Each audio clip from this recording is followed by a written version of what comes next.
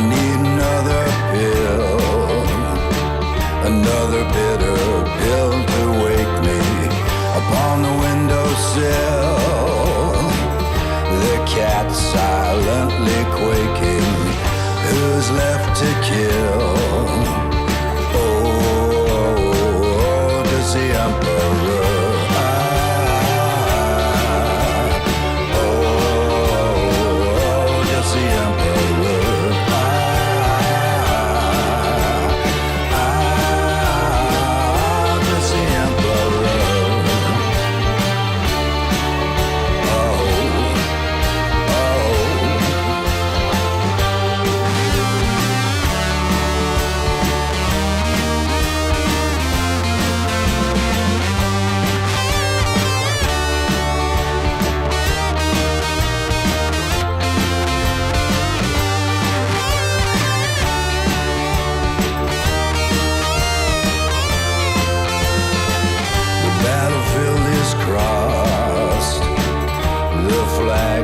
Castle fallen, is the army lost?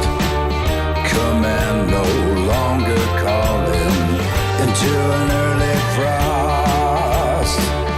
A few survivors crawling, who can know the cost? Oh, does the emperor?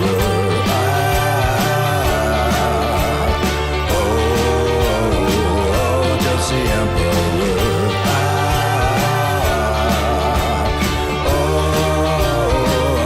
does the emperor, does the emperor,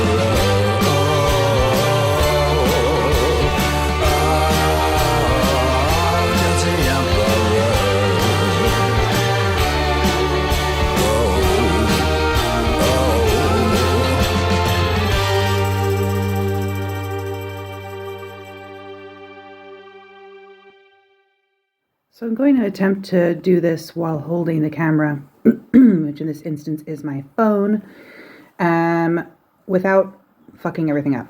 But basically what we're dealing with here is, I think this region could do with a little bit of color adjustment and also management of the shading and so on. I think it's lost a little bit of its three-dimensionality. So we go in with the color you think would not belong on someone's face. And let's position this camera so that I can actually see what I'm doing. There are a lot of colored pencil layers already on here, so I am starting to approach the blending sort of phase. Things are beginning to blend as I put them on. Which is both good and not great. There is a point at which you've basically like saturated and your colors aren't going to go down anymore. They're not going to sort of stay, as it were. But currently, we are still within the range of workability.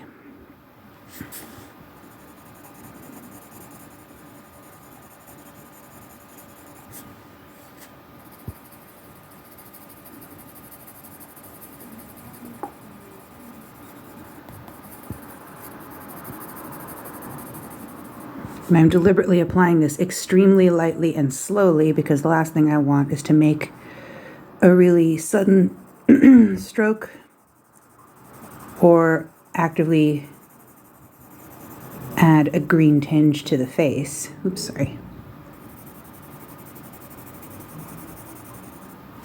What we're doing is highlighting certain regions of shadow. And then this won't even be the last layer in this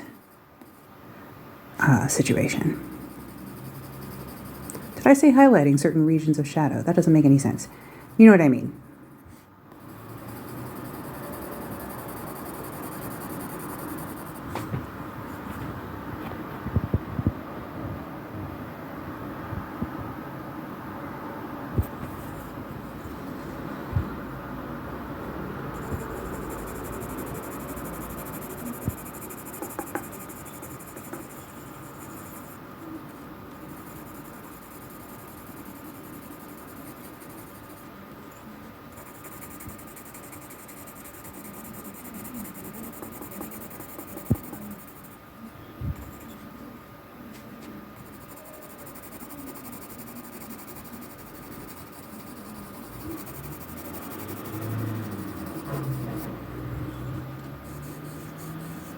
We're beginning to apply just a little bit more pressure now in just a couple of key places, because this is where some of our very strong shadows need to be, and the use of color is really how we're going to achieve that without relying too much on anything like a black pencil. So something like a very, very intense teal green, as I've done in other portraits, sometimes overlaid with a warm-toned color that ties in a little better with the overall theme of the portrait, so that it's not too garish, but still registers to the eye as a dark line. Something along those lines.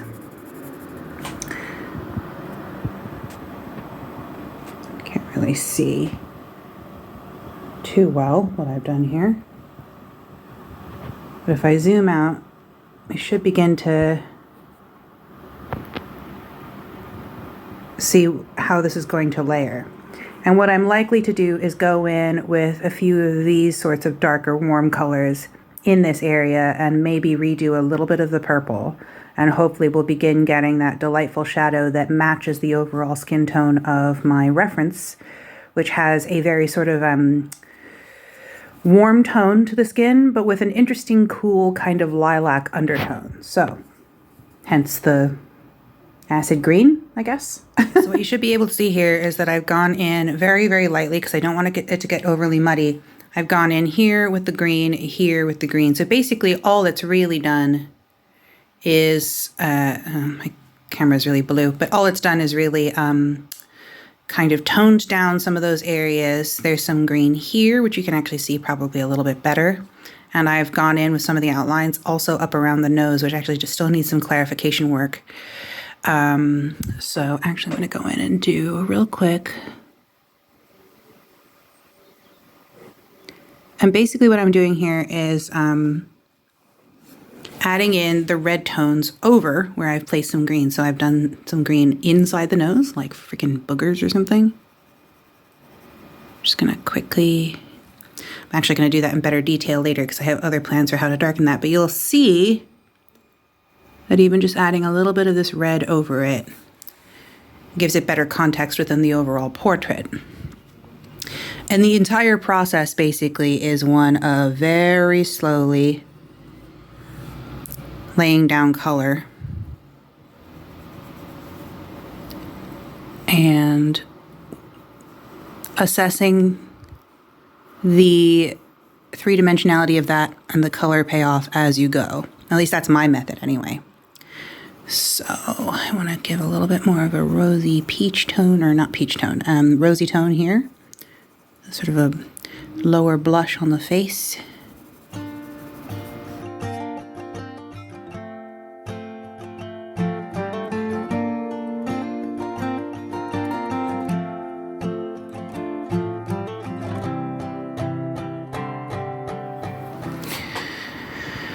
So slowly building up those layers, and effectively one of the last stages that I do, I almost never use anything actually resembling what we would call any form of skin color. So actual browns or anything resembling like a dark black or black brown or light peaches or anything like that. Really the way skin is built is using a lot of color. If we think about what is underneath people's skin, blue veins, all sorts of muscle, ligaments, things like that, you know, cartilage. And then the way the light plays with the face in an environment is also going to affect the color we see on their face. So in really blue lighting, if you were to directly translate the color of someone's skin, it would register on a computer screen, for example, as blue if you were to do the color picker and then show it next to something more neutral. So the entire point is that we don't make, I don't make faces using skin tones. Sometimes at the very end stage, I will allow for certain highlights and so on, or certain just cleaning up like around the outside with something that resembles a skin tone, or, you know, something approaching a black pencil. But even in that stage, I tend to prefer, especially for warm toned faces, something like a deep, deep dark indigo. So if I actually find my indigo pencil, here it is. Teeny tiny because it's a really useful pencil. You know, put next to something like this, you get a really strong contrast that talks to the art better than this does. This deadens it and feels more clinical. This will register as a contrast and like a cleaning up around the edges. So really, I reserve my black pencils for as I'm blending the background in these portraits, because what I want is for the figure to pop forward. So really, a lot of them have this deep, dark, indigo kind of outline, or sort of almost aura as I clean various smudges and things. And then I basically use a combination of black and some other color that resonates often with like the colors in the face and some of the clothing choices that I've made, so that the whole thing looks more unified. But it, you know, although I do use black in the backdrop, it's never going to just be a flat backdrop. It's always going to have other resonant colors in it. So really, like, relying on black is basically what would make these look much more flat and clinical once they're finished. So there we go. What's that? It's my pasty face. Who knew? Decided I would try and show the results of, my camera even working? I can't tell. I decided I would try to show the results of my recent continuation of my tarot project this way. So here is Arcanum number 4. Major Arcana key number 4, with some detailing going on. Oh, focus. And the results of the facial portraiture this time around. I will show a watermarked version of this, scanned version of this right here. And so yeah, that's where that's at. It's now visible and uploaded to the gallery on my website. Nothing is currently for sale, so don't even freaking worry about that. And yeah, I had a really, really deeply interesting and fun time drawing this. And I just really like the details of people's faces. It's just beautiful. It's so fun and so interesting. And there's whether I've managed to communicate this or not is a separate issue, but there's so much story in like trying to zero in on someone's face and express something without, you know, I don't want to say feeling like I'm writing over their story, because of course you know, the source material is just a stock photo in some ways. You know, I am assigning it agency in the way I portray this, but it needed to feel natural and organic, at least in the concept design and kind of construction, making of process, if that makes sense. So, yep, that's all I've got for now, keeping things relatively simple today. And yeah, I hope everyone is doing well, taking care of themselves to the best of their ability, and being kind, and I will see you all next time. Bye.